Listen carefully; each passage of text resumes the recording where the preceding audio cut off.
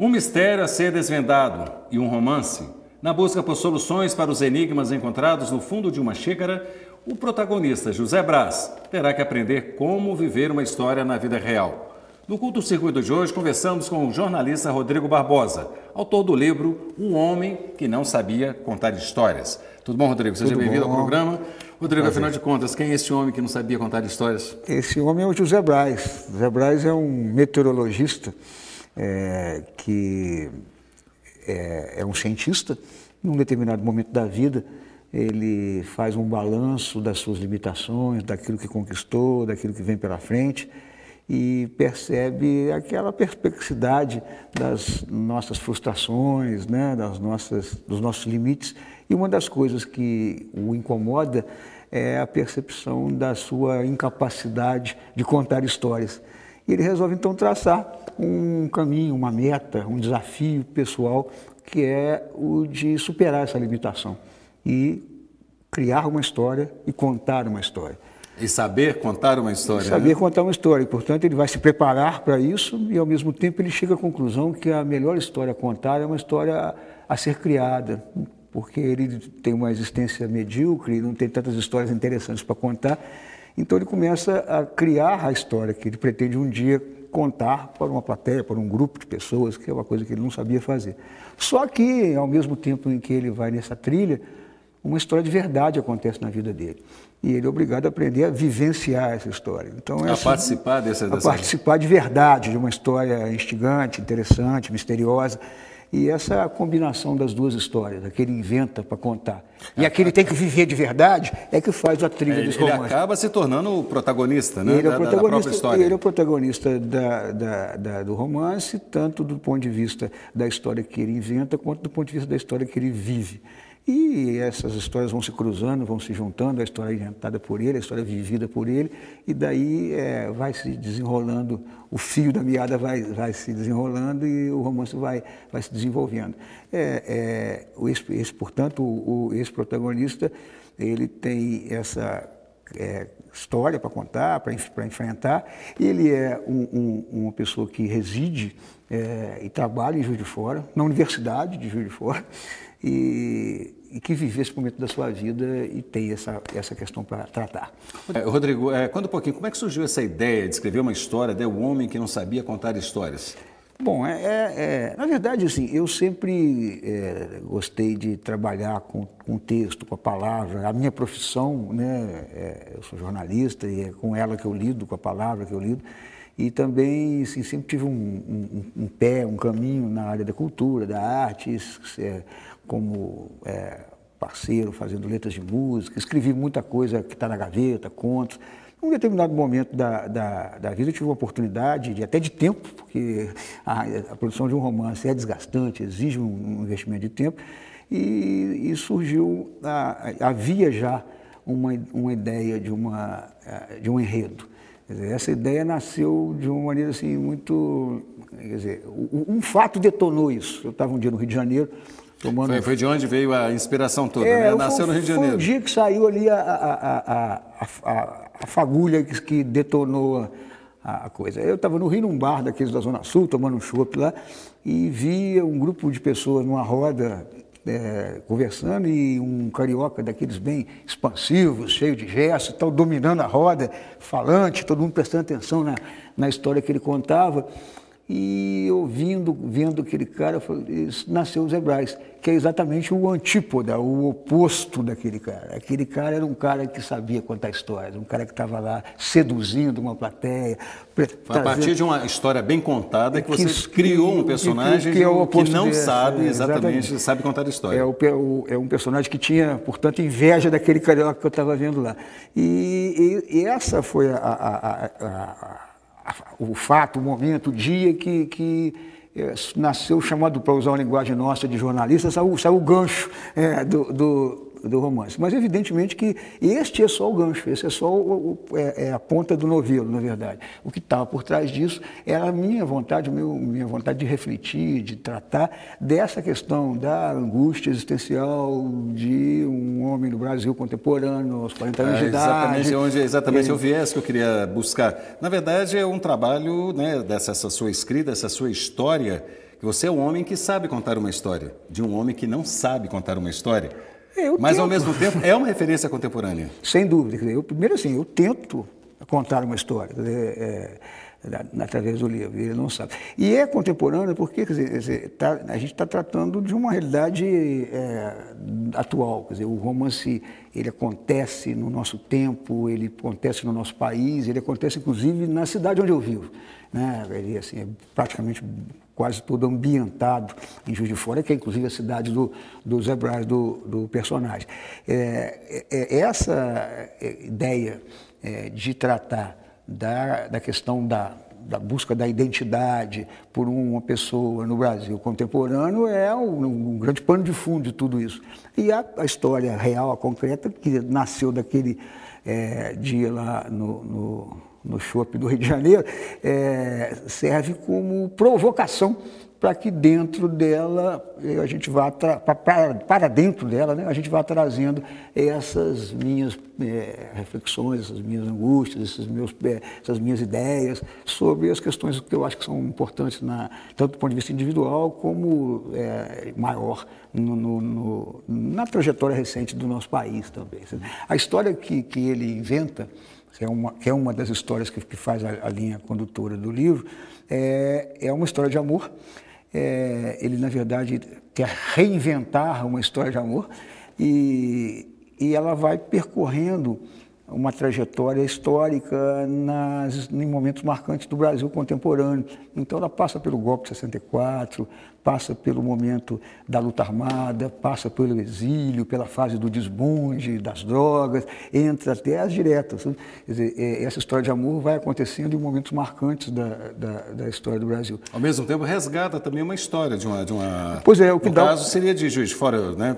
O que dá a oportunidade me dá a oportunidade de trazer reflexões, informações, ideias, sentimentos em relação a esses momentos marcantes, que são momentos que formam, né, a identidade atual, contemporânea do nosso país e marcam as pessoas. Né? E existem também dados reais, né? Sim. Dados reais contados através de uma história do José Brás. Esse pano, o romance é um romance de ficção, mas esse pano de fundo que ele percorre são acontecimentos que efetivamente se deram na história do Brasil. Então, é um semidocumentário também, né? Não seria eu acho que não tem esse caráter de documentário, mas assim, eu coloco o personagem, e no caso a sua amada, que é a Juliana, nestes cenários. Eles vão juntos se encontrando e se desencontrando nesses momentos da história, no golpe, no exílio, ela vai exilada para Portugal, ele encontra com ela lá, enfim, tem todo um percurso que eu acho que tenta, pelo menos esse é o meu objetivo, preencher o romance de realidade, no sentido de trazer efetivamente esses personagens para personagens cujas questões pessoais e existenciais, que são a essência sejam mais críveis, mais verdadeiras, porque estão vivendo em momentos que são relevantes da nossa história. A sua história, né, o enredo do livro, na verdade, ele passa por 3 planos, né, que seria o real, ou seja, a perspectiva, né, o individual do personagem e o imaginário. Que planos são esses? Por que essa distinção? Primeiro, assim, não é nada complicado, como parece, não. Na verdade, como eu falei, quer dizer, existe uma história que o personagem cria, inventa, ele pega um caderno e vai escrever a história que ele quer contar, aprender a contar. Então, um plano narrativo, uma linha narrativa do livro, é essa história que ele, José Brás, está escrevendo, que é essa que eu falei que ele vive com Juliana, que passa pela história do Brasil. Ao mesmo tempo, ele está vivendo uma história de verdade. Então, tem uma narrativa ali, na terceira pessoa, que descreve a história de verdade que ele está vivendo, que é aquela que ele vai tentar se preparar para contar uma história. Vem um acontecimento misterioso, porque ele vai investigar, surge uma mulher de verdade, Cecília, na vida dele, que vai ser a parceira dele na investigação desse mistério. Então tem um segundo plano narrativo, que é na terceira pessoa descrevendo essa história. E tem um terceiro, que passa por todo o romance, que é ele. É o plano, ele na primeira pessoa, refletindo sobre tudo isso, sobre a história que ele está inventando, sobre a história que ele está vivendo. E esses planos não são estanques, eles vão se cruzando. Quer dizer, em cada capítulo tem um pedacinho do capítulo nessa narrativa dele do caderno, tem um pouco da narrativa dele na terceira pessoa, dele sobre ele e a narrativa da história na terceira pessoa. E vai se juntando, se misturando, mas como eu falei, não é nada complicado. Também não é nem mistério também não, né? As histórias são eu acho que elas, pelo menos assim, eu tenho ouvido de algumas pessoas que leram, se cruzam, se misturam com clareza, assim, não exige um esforço maior do leitor, a não ser tentar descobrir ali o que está por trás dos sentimentos dos personagens e também a história que ele tem ali, uma história misteriosa, tem um mistério que ele e Cecília tentam decifrar, né? Tem uma história assim, de pontos luminosos que aparecem à noite no alto de uma serra, ali no Morro do Matumbi, ali perto ali da região de Retiro, e uma investigação de que seria isso, um soldado do exército que some, que desaparece. Então tem um lado, digamos assim, até policial, não é bem o termo, porque... na verdade não é um suspense, é um romance. Não é, mas o Zé Braz e Cecília tem uma tarefa meio detetivesca, né, na busca de decifrar esse mistério. Isso também se combina com a vida dele. A ambientação toda se passa em Juiz de Fora. Essa foi uma provocação às próprias pessoas que vivem aqui em Juiz de Fora, ou na verdade é porque você é da cidade, da terra, e porque também aqui também é um berço de várias histórias, inclusive nacionais. No caso, dentro da Revolução de 64. Né, que passa por esse período da ditadura, né? Tudo isso que você falou tem sentido. Quer dizer, virou quase um clichê, né? Tem a coisa do Fernando Pessoa dizer, né? Cante a sua aldeia, que você estará cantando o mundo. Então, mas eu acho que é uma coisa muito, muito real, muito verdadeira. Quer dizer, falar da sua terra me ajuda muito, da minha terra, né? Me ajuda muito em alguns objetivos que eu tenho na escrita, que são os de transmitir sinceridade, emoção para a narrativa. Quer dizer, eu acho que a partir do momento que eu falo de um ambiente que eu vivencio, que eu conheço, isso me ajuda na busca desses objetivos, sinceridade, emoção, etc. Além disso, eu acho, sinceramente, que Juiz de Fora é um ambiente muito interessante para gerar histórias. Juiz de Fora, como você falou, tem histórias interessantes na história do Brasil, né? E não por acaso, num momento do livro, realmente acontece a história de como que o Zé Braz e a Juliana, enquanto estudantes na época, vivenciaram o golpe militar. Ele era soldado, acompanhou as tropas lá do general Muricy, indo em direção ao Rio de Janeiro, né? Saindo aqui da nossa 4ª região. E ela era uma estudante militante estudantil na universidade, ele o soldado, ela estudante, como é que isso... E isso aconteceu porque Juiz de Fora propiciou também esse momento da história, né? Um cenário, né? Um cenário propício para a sua história. E aí tem outros elementos que são da vida da cidade, o ambiente da universidade, o carnaval é presente na escola de samba, também ambienta a história. Então é isso, eu acho que assim, a cidade está ali por conta desse conjunto de coisas, porque para mim falar da cidade e colocar esses personagens na cidade em que eu vivo me ajuda a dar mais autenticidade, veracidade, sinceridade, sei lá o que, à narrativa, e ao mesmo tempo a cidade me oferece histórias, personagens, momentos que são interessantes para trabalhar. Rodrigo, vamos dar uma pequena pausa, nós vamos voltar já já e conhecer mais um pouquinho da obra de O Homem que Não Sabia Contar Histórias, de Rodrigo Barbosa. Até já.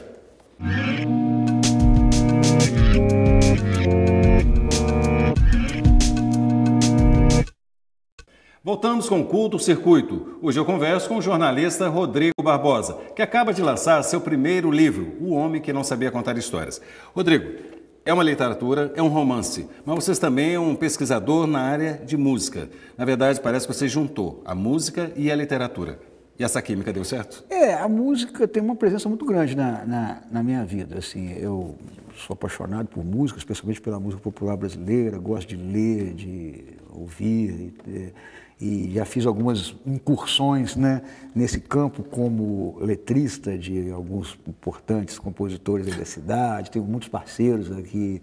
Até você já fez músicas também, compôs, né, algumas letras cantadas na voz do Milton Nascimento, né? Eu tenho algumas parcerias gravadas com o Márcio Taboraí, que eu acho que é um dos grandes compositores aí, contemporâneos de Juiz de Fora, e Marcinho, num CD anterior dele, Olhares Cruzados, convidou o Milton a participar e o Milton gravou uma música nossa.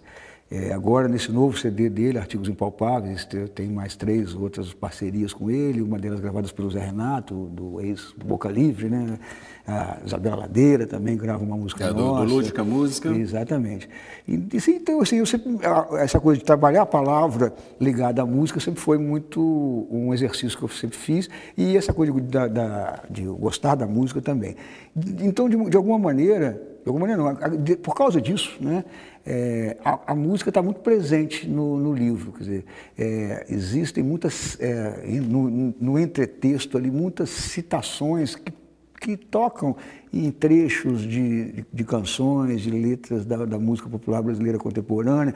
Quando até eu faço aquela parte da história que percorre a história do Brasil, entram ali referências musicais de cada um daqueles tempos e tal. Há alguma referência dos festivais, né? Os antigos festivais de Juiz de Fora, que aconteceu na década de 60? Não, especificamente dos festivais não.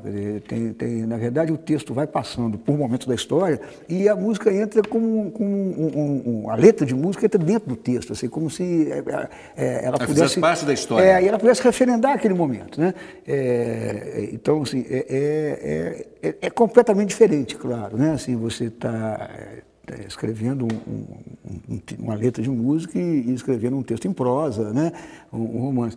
É muito diferente em todos os sentidos, né? O desafio da letra é se você colocar o verso e o recado dentro da melodia, e tem um desafio de concisão, né? De dar recado num limite de tempo e de espaço que não tem no romance. E a música, portanto, ela se associa. A canção popular brasileira, eu acho que é talvez uma das referências culturais e da nossa identidade, da nossa vida mais importantes. O Brasil tem uma riqueza musical e uma riqueza poética na música enorme.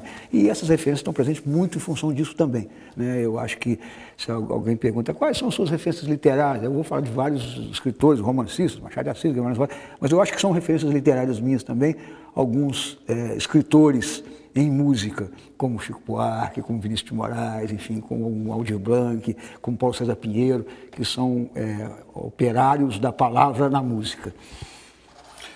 Misturar literatura, música. Agora, misturar realidade e sonho. Foi fácil juntar tudo isso numa mesma obra? Fácil não é não, não é nenhum... Na verdade é um desafio, não é nenhum exagero dizer que o desafio da produção de romance é um desafio mesmo. É lógico que tem muito prazer de você estar ali contando uma história, muito prazer quando você acha que deu uma boa solução de texto ou de enredo, mas é muito desgastante, quer dizer, ele te exige muito, inclusive emocionalmente. Assim, no momento em que eu passei quase 3 anos escrevendo o romance, quer dizer, os personagens passam a fazer parte da sua vida, eles estão contigo, dormem contigo, tomam banho contigo, vão para o restaurante contigo, e você fica assim, o tempo todo com aquela angústia de dar sequência, de continuar a história, de seguir. Então, é um processo desgastante. Mas, assim, foi muito prazeroso fazer, com todas as dificuldades, porque por ser desgastante, por ser muito exigente, para uma pessoa que não tem a disponibilidade de tempo integral para se dedicar a isso, né? Então o livro era escrito à noite, finais de semana, dentro do avião, numa viagem, no final do dia, no próprio trabalho, é muito mais complicado ainda, mas enfim, está aí. Ele nasceu e infelizmente foi possível de ser editado por uma editora de nome assim, de peso nacional, um dos maiores grupos editoriais do Brasil, que, portanto, me ajuda muito na coisa da distribuição, da divulgação, que a gente, né, aqui não detém tanto esses meios. Então, assim, tem eu acho que outro aspecto muito legal desse projeto, que eu não esperava, não sabia nem como é que fazia isso. Eu terminei de escrever o livro, mandei aí os originais para algumas pessoas. Recebi retornos muito positivos, mas eu até brincava, mas são parentes e amigos, não vale, né? Mas, e sim, as pessoas foram incentivando mesmo a buscar a publicação do livro. E uma das pessoas muito importantes foi a minha mãe, que é professora de literatura, escritora, a Leila Barbosa, que é pesquisadora e escritora, né? Exato, quer dizer, apesar de mãe, e portanto ser muito suspeita a sua opinião sobre o livro, ela me incentivou muito, e depois o livro chegou a uma grande escritora brasileira, contemporânea nossa, conterrânea nossa, que é a Raquel Jardim. E a Raquel leu o romance, que a minha mãe mandou para ela lá no Rio, e me ligou. Eu lembro que era numa tarde de Natal, dizendo que estava entusiasmada, que eu tinha que dar um jeito de publicar, que o livro era muito bom. Aí eu falei, poxa, realmente tem alguma coisa aí que vale a pena... Aí já não era a mãe mais que falava, já não era mais a palavra da mãe. E que vale a pena brigar por ela e tal. E eu não sabia como fazer isso, mandei os originais para algumas editoras, algumas pessoas, amigas, nos ajudaram a fortalecer o projeto, e até que um dia me ligaram, eu recebi um telefonema do Rio de Janeiro, 21, era a Record, dizendo, seu livro foi aprovado, nós queremos publicar. E aí iniciou uma outra etapa, eu não desconhecia, que eu não sabia como é que era, e que é muito interessante, muito detalhada, muito depurada, foi quase um ano. Para a publicação e lançamento do mercado. De revisões, provas e mexidas, a própria revisão que eu fiz do livro, mudando algumas coisas, tinha passado algum tempo em que eu tinha dado o ponto final. Só isso foi quase um ano assim, de trabalho, o trabalho de definir a capa, a contracapa. Aí eu convidei a Raquel para fazer a apresentação, a orelha do livro. Ela fez um texto assim, super generoso e acho que muito... que ajuda muito, né, a divulgar o livro, que é o texto que está... Outra coisa também que também chama bastante atenção na sua obra, Rodrigo, é a capa, a arte da capa, que parece mistura dois mundos, né? Em princípio parece dois mundos, é um céu, né, uma folha de papel que lembra um papiro, e dois planetas, talvez a Lua e o planeta Marte, o planeta vermelho. Há algum significado disso dentro da história? A capa foi criada por uma artista que é contratada pela própria Record, chamada Carolina Vaz, e a proposta da capa é combinar mesmo aqueles dois planos da história. Quer dizer, a folha de caderno é a folha de caderno onde o José Braz escreve a história que ele inventa. E esses símbolos espaciais, vamos dizer assim, celestes, aí, tem a ver com o mistério lá dos pontos luminosos que ele vai com a Cecília tentar decifrar, e tem a ver também com a profissão dele. Ele é um meteorologista. O trabalho dele é o trabalho de previsão de tempo, de olhar para o céu, né, de ficar vendo as nuvens, como profissão. Então, assim, eu acho que a capa é muito interessante, feliz na combinação desses dois conteúdos, né, dois trechos do romance. E também, assim,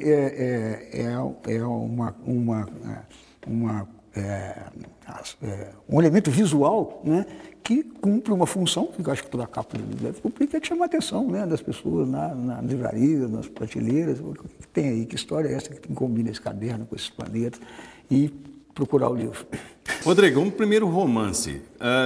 Como é que você analisa hoje, não somente em Juiz de Fora, vamos colocar dentro do panorama maior, Brasil? Há o espaço ainda para o romance, para a literatura, onde um país que, na verdade, pouco se lê? É verdade. Eu acho assim, que nós temos como você diz, um país que ainda lê muito pouco, cuja a educação, né, não é tão estimulante assim, é um ambiente de leitura, como deveria ser, como acontece até em outros países culturalmente mais sólidos, etc. Mas, assim, eu vejo que nós temos um avançado, sabe? Eu acho que tem um cenário de crescimento na produção, distribuição de livros e na leitura propriamente dita. Acho que a literatura brasileira vive um momento assim, de crescimento, no sentido de que novos autores e autores de qualidade ganham espaço e ganham mercado também. Quer dizer, acho que hoje a gente vê talvez até porque tenha ficado mais fácil, né, do ponto de vista de produção mesmo, de mais fácil, mais barato fazer livros. Então, a gente vê uma quantidade de títulos saindo um atrás do outro, muita oferta, né? O que pode ser também, por outro lado, um problema, que você fica até por onde olhar. A gente fica meio perdido, que de tamanha oferta que é. Mas, assim, eu acho que ainda há muito a percorrer no sentido do incentivo à leitura. Agora, por outro lado, também, eu acho que nunca se leu e se escreveu tanto no Brasil e no mundo por conta da internet, né? As pessoas hoje são todas escritores e leitores, mas substituíram o papel pela literatura virtual, pela tela do computador.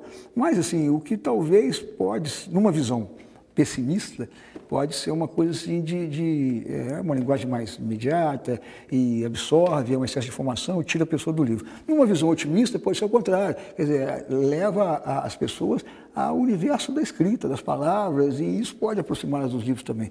Não sei, não sou capaz de dar uma resposta a esse dilema, mas é um fato da realidade contemporânea, que aí você também combina coisas. Por outro lado, você vê como que hoje você pode utilizar-se desses mecanismos para fazer o seu livro chegar no leitor, né? O livro está aí à venda em diversos sites. Foi ofertado para o mercado, né?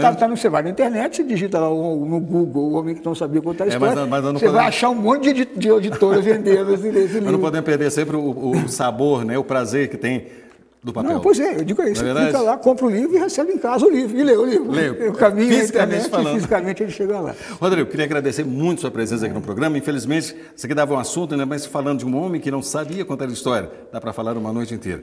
Parabéns pela sua obra, sucesso, e que breve nós tenhamos você aqui novamente aqui no programa, para a gente poder fazer um lançamento de uma nova literatura aqui em Juiz de Fora. Eu que agradeço assim, a oportunidade de estar primeiro sendo levado a refletir sobre o próprio trabalho, que é uma coisa que a gente não faz com tanta organização. E depois a oportunidade de estar divulgando mesmo, né? De estar batendo papo, de estar levando ao telespectador, especialmente o de Juiz de Fora, que está ali presente no livro, a conhecer esse projeto e divulgá-lo. Obrigado mesmo. Eu que agradeço. O Curto Circuito fica por aqui, mas continue na web e você pode assistir a esse e outros programas anteriores no nosso canal do YouTube, além de participar e sugerir pautas através do nosso Facebook e Twitter. Tenham todos uma boa noite e até a semana que vem.